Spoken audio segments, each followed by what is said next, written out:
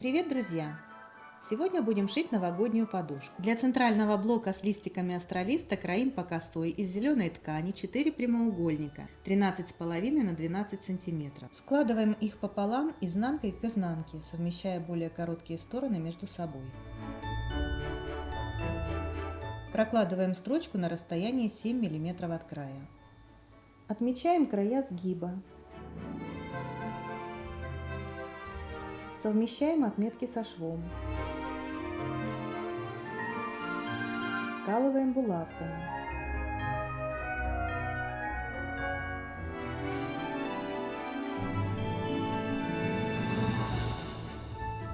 Отглаживаем деталь, при этом швы разутюживаем.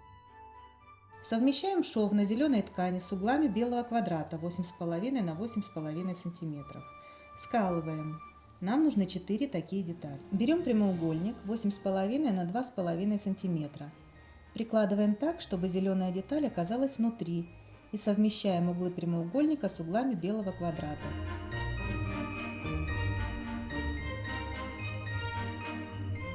Скалываем и прошиваем. То же самое делаем с еще одной деталью. Срезаем лишнее, разутюживаем припуски. К получившимся деталям нужно пришить оставшиеся 2 квадрата. При этом следим, чтобы зеленые части лежали под углом друг к другу. Скалываем детали, прокладываем строчку.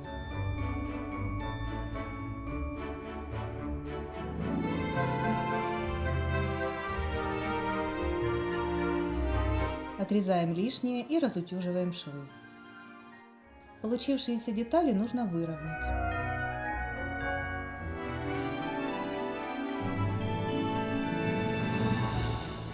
Теперь кладем детали так, чтобы наши будущие листочки смотрели в центр. Кладем между ними полосу 16,5 на 2,5 см и сшиваем по очереди. На швах получаются довольно большие утолщения, поэтому удобнее заутюжить их на сторону светлой полосы. При прикалывании второй части совмещаем швы.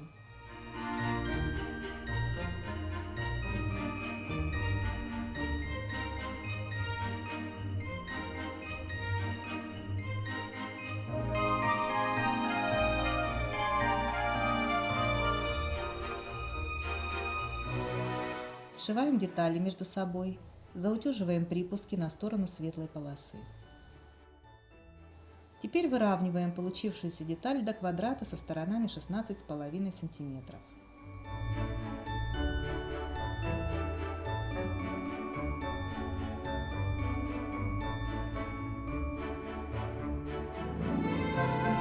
На следующем этапе нам понадобится 2 белых прямоугольника 22 на 8 см. Нужно разрезать их по диагонали из правого нижнего угла в левый верхний. Раскладываем получившиеся треугольники вот таким образом.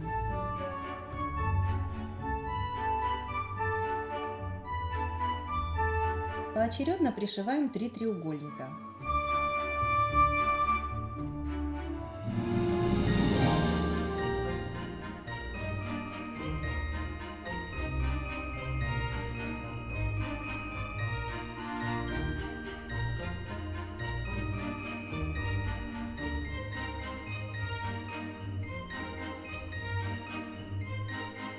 Перед тем, как пришивать 4-й треугольник, нужно подпороть шов первого треугольника примерно на 1-2 см. Отворачиваем отпоротый уголок и прикалываем последний треугольник. Затем прокладываем строчку.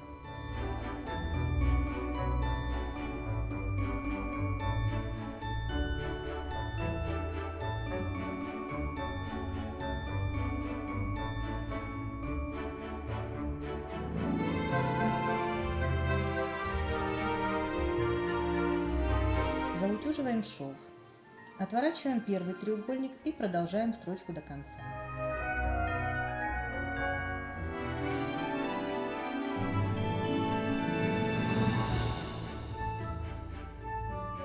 Таким образом, с помощью пришитых треугольников мы повернули блок с листиками. Выравниваем получившуюся деталь до квадрата со сторонами 21,5 см.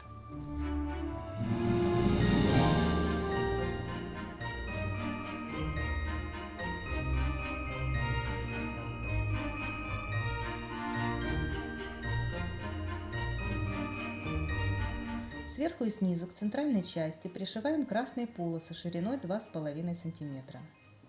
Заутюживаем припуски и подравниваем стороны.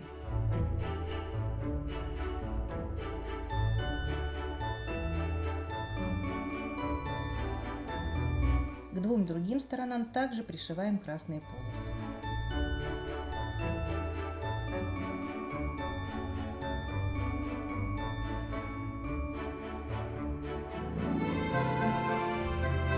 Таким же образом обшиваем квадрат белыми полосками шириной 2,5 см.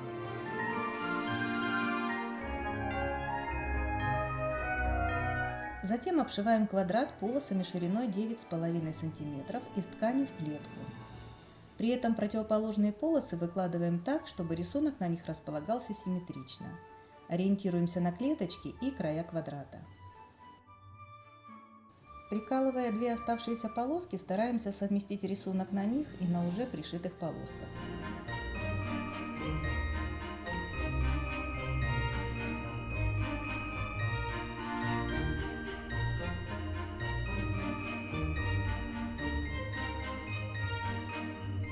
Теперь собираем переднюю часть подушки. Берем квадрат сатина 50 на 50 см, кладем его лицевой стороной вниз. Сверху кладем наполнитель 50 на 50 см. Сверху по центру располагаем переднюю часть подушки лицевой стороной вверх. Скалываем полученный сэндвич специальными булавками.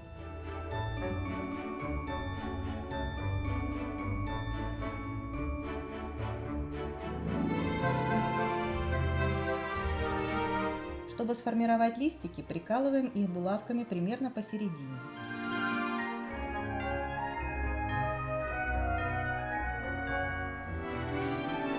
Мы настроили швейную машину для свободной ходовой стежки. Начинаем стежку зеленой нитью от центра по краю одного из листиков.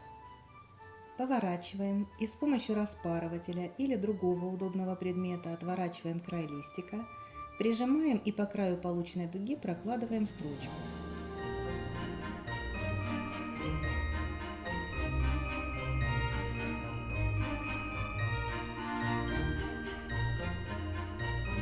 Будьте осторожны, не придерживайте край ткани пальцами, это опасно.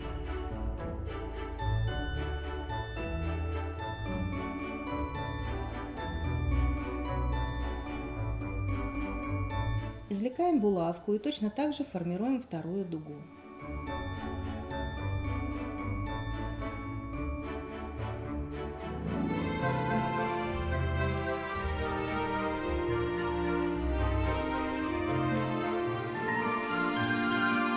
Поворачиваем, шьем по краям листика и дальше повторяем наши действия, формируя оставшиеся загибы.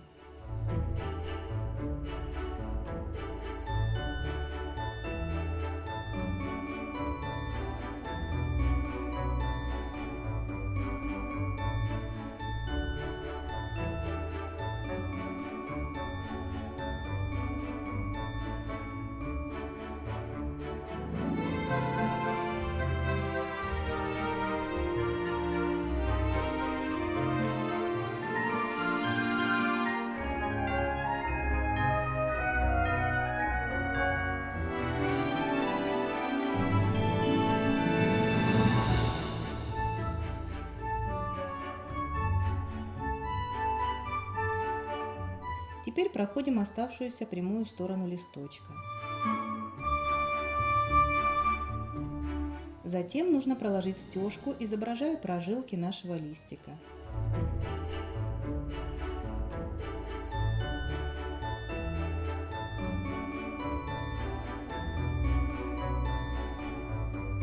И возвращаемся в центр. Так как в центре блока будут пришиваться ягоды, нитку можно не отрезать, а через белый центр пройти к следующему листику. Точно так же стягаем оставшиеся листочки.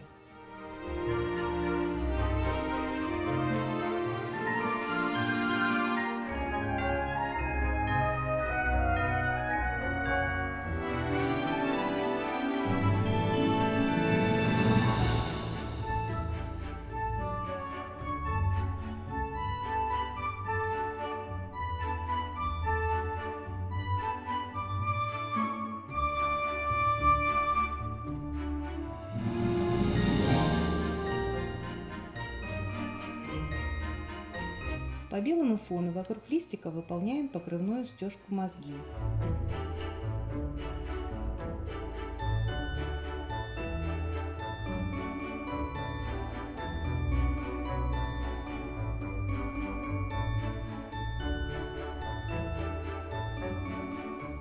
Прошиваем по контурам красной и белой полос.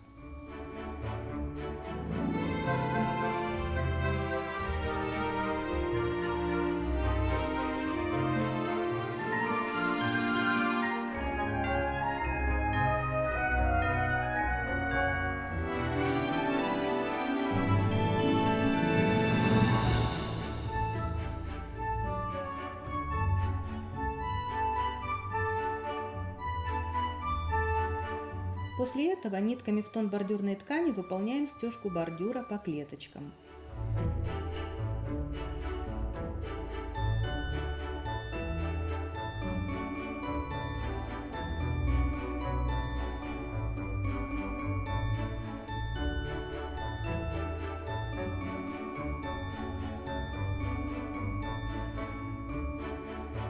Для ягодок нам потребуется 3 кружочка бумаги диаметром 15 мм, 3 кружочка из красной ткани диаметром примерно 27 мм и 3 кружочка из слимтекса диаметром 15 мм.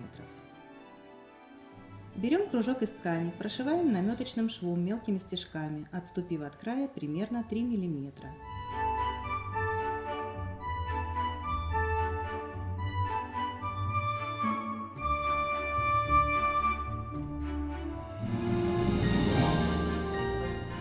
Кладем бумажный кружок в центр с изнаночной стороны, стягиваем наметочный шов, закрепляем нитку и отутюживаем получившуюся деталь.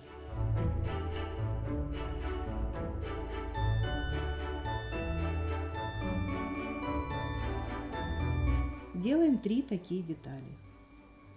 Аккуратно вынимаем бумажный кружок и вставляем на его место кружок из слимтекса в каждую из деталей.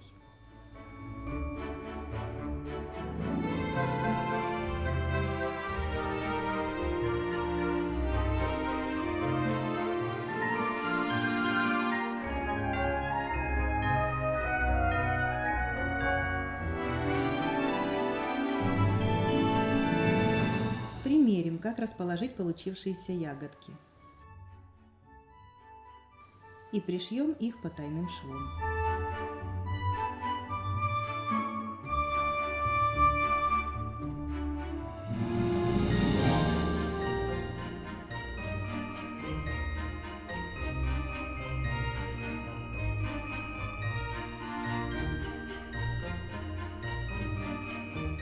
Передняя часть готова. Для задней части подушки мы собрали сэндвич 60 на 50 см и выполнили стежку по клеточкам, как на бордюре передней части подушки. От низа отрезаем полосу шириной 11 см.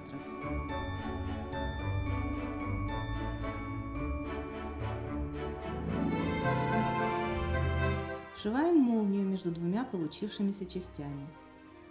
У нас потайная молния. Раскрываем ее и прикладываем лицевой стороной к лицу сэндвича.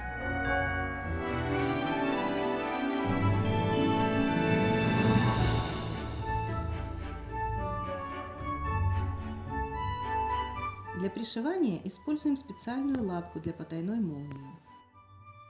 Опускаем лапку. Молния должна попасть в бороздку на лапке. Совмещаем края молнии и сэндвича и прокладываем строчку.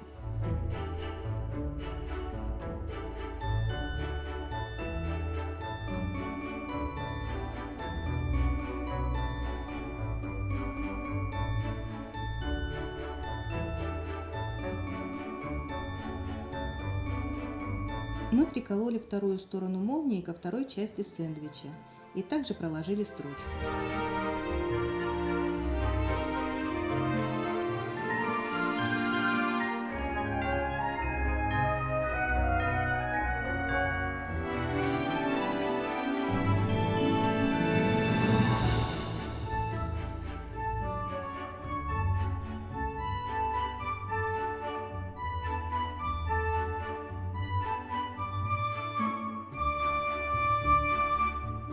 Как обработать изнаночную часть в месте пришивания молнии, мы показывали в отдельном видео «Как пришить молнию» на нашем канале. Ссылка есть в описании. Складываем переднюю и заднюю части подушки изнанками внутрь. Затем нужно сколоть их английскими булавками, приоткрыть молнию до середины и пришить окантовку. Как пришить окантовку, мы показывали в отдельном видео на нашем канале. Ссылка также есть в описании. Вот такая новогодняя подушка у нас получилась. Подробную инструкцию можно получить бесплатно по ссылкам в описании видео. Также в нашем магазине можно приобрести набор тканей для создания такой подушки. Ссылка на сайт магазина дана в описании этого видео. Спасибо за внимание. Шейте с удовольствием.